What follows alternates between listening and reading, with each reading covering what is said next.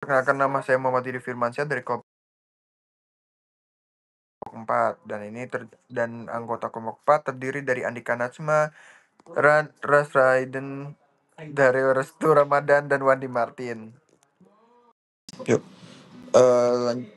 Greenwashing dalam sektor keuangan merujuk pada praktik di mana lembaga keuangan mengeklaim memiliki komitmen terhadap keberlanjutan, padahal tidak tindakan mereka tidak mencerminkan klaim tersebut. Hal ini dapat merusak upaya keberlanjutan dengan menyesatkan investor yang mengalih perhatian dan praktik benar-benar ramah lingkungan.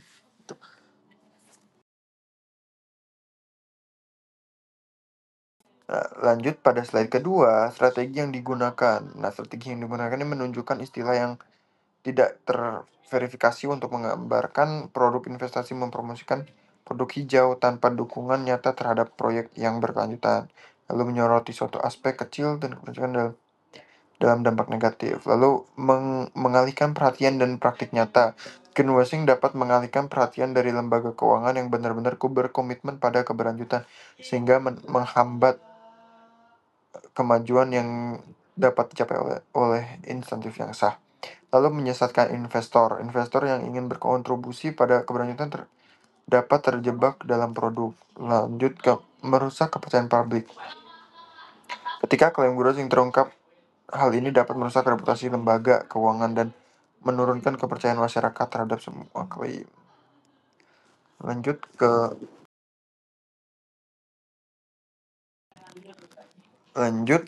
kepada slide kedua, ke slide ketiga.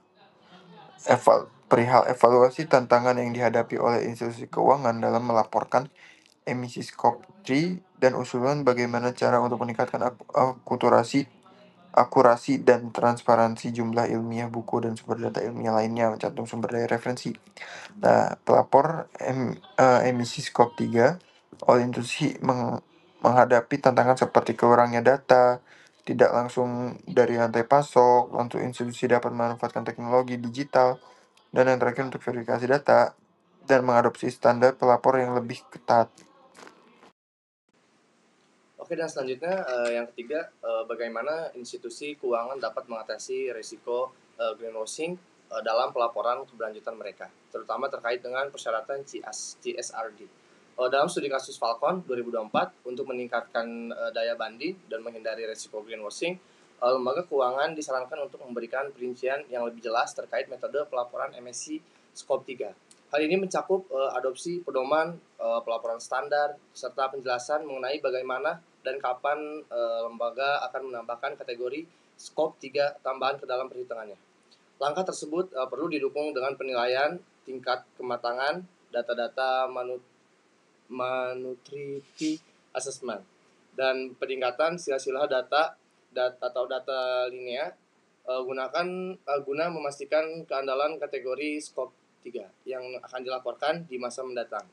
Pendekatan ini memungkinkan terciptanya pelaporan yang lebih konsisten dan transparan antar lembaga keuangan, yang merupakan aspek mendasar untuk memberikan informasi akurat kepada pemangku kepentingan eksternal, serta mengarahkan dan memantau kemajuan internal atas komitmen pengurangan emisi Scope 3 secara berkelanjutan. Pendekatan agar lembaga keuangan dapat memenuhi ketentuan ini secara teknis, mereka perlu mengadopsi standar pelaporan yang telah diakui secara internasional.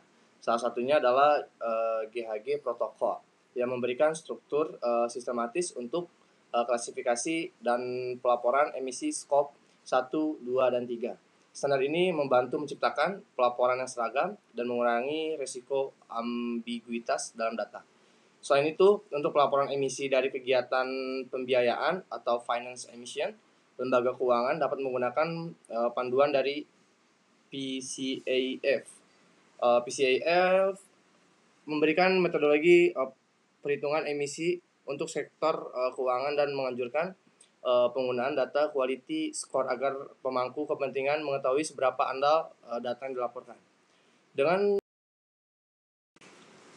Dan yang keempat, jelaskan makna pentingnya komunikasi yang jelas dan transparansi dalam mencegah greenwashing. Bagaimana institusi keuangan dapat meningkatkan strategi komunikasi mereka. Komunikasi yang jelas dan transparan memiliki peran kunci dalam mencegah praktik greenwashing.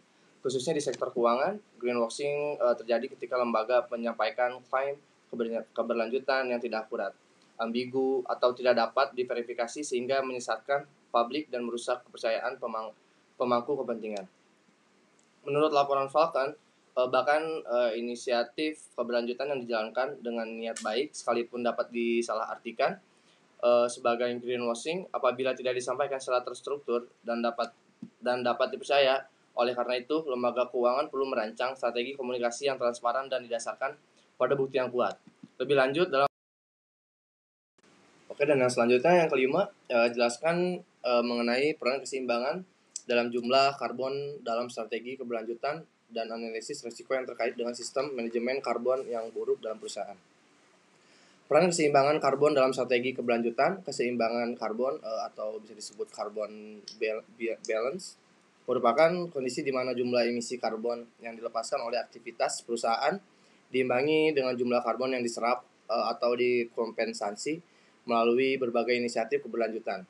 Dalam strategi keberlanjutan, keseimbangan ini penting untuk yang pertama mendukung target net zero emission sesuai Paris Agreement.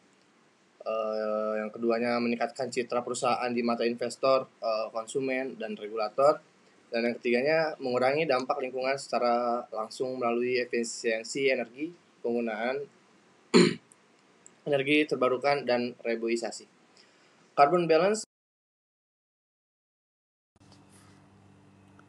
Lalu nomor 7, menyimbangkan oversetting dan pengurangan emisi di sumbernya. Institusi keuangan dapat menyimbangkan oversetting dan pengurangan emisi langsung melalui pendekatan mitigasi berjenjang. Yang pertama, prioritaskan pengurangan emisi langsung. Yang kedua, oversetting sebagai pelengkap.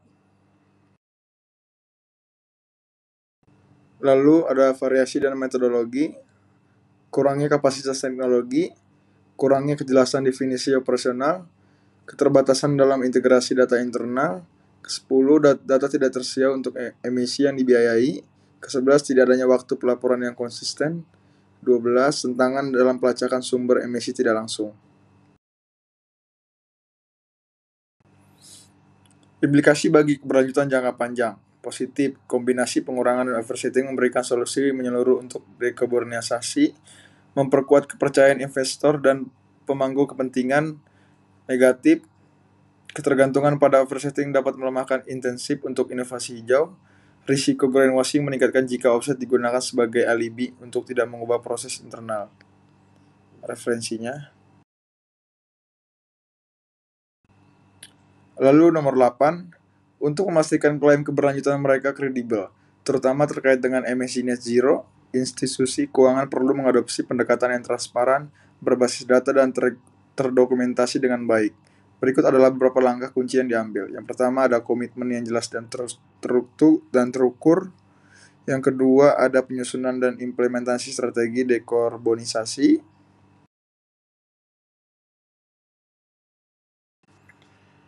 Lalu yang ketiga ada penggunaan metodologi yang standar dan diterima secara global. Yang keempat ada transparansi dalam pelaporan. Yang kelima ada verifikasi pihak ketiga atau akuntabilitas. Yang keenam ada menghindari greenwashing dengan mengurangi ketergantungan pada offset karbon. Yang ketujuh ada penguatan keterlibatan pemangku kepentingan. Yang ke-8 ada melakukan pemantauan dan pembaruan berkala. Yang ke-9 ada penerapan kebijakan internal yang mendukung. Yang ke-10 ada investasi pada teknologi hijau dan inovasi.